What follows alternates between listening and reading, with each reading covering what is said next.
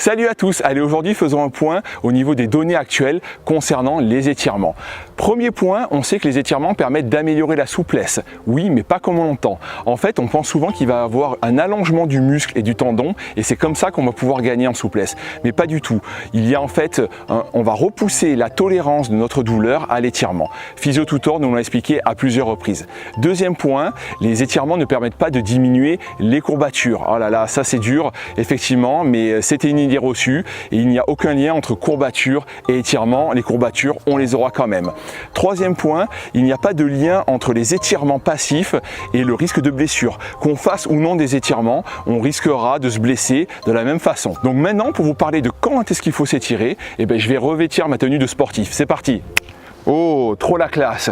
Et oui, les étirements passifs et leur effet neuromusculaire entraînent une baisse de la performance sportive et notamment du pic de force. Donc en fait, en général, il ne faut pas s'étirer avant un effort. Jamais, parce qu'on va avoir vraiment une perte au niveau performance. Mais il y a quand même un cas particulier. Effectivement, dans tous les sports où il y a une grande amplitude articulaire, là, on va pouvoir faire des étirements passifs. Je vous explique pourquoi. Et ces étirements passifs permettent quand même d'améliorer l'amplitude articulaire, donc on va gagner pendant une demi-heure, on va avoir un gain de cette amplitude articulaire, donc ça peut être intéressant, sachant que si jamais on fait un travail actif après ces étirements passifs, on va avoir une annulation de cette baisse de la performance sportive. Alors si les étirements passifs ne permettent pas de faire un bon échauffement en diminuant la performance musculaire, je vous conseille quand même de faire un échauffement pointu. Déjà un échauffement articulaire avec un travail de mobilité au niveau des articulations, enchaîné avec un travail d'échauffement musculaire pour faire monter le muscle en température.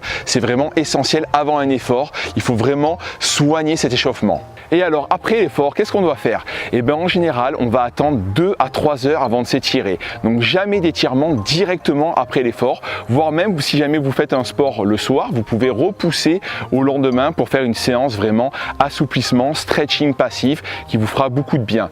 On n'étire jamais directement après l'effort, donc je sais que tous ceux qui sont un peu flemmards, ça va vraiment les arranger pour le coup, mais vraiment pensez-y. Si les étirements vous font du bien, vous soulagent, vous libèrent, vous vous sentez beaucoup plus relâché musculairement, ne vous privez pas, mais faites-le à distance après votre effort. Donc j'espère que ce petit point sur les données de la science et sur les étirements, quand s'étirer, vous aura plu.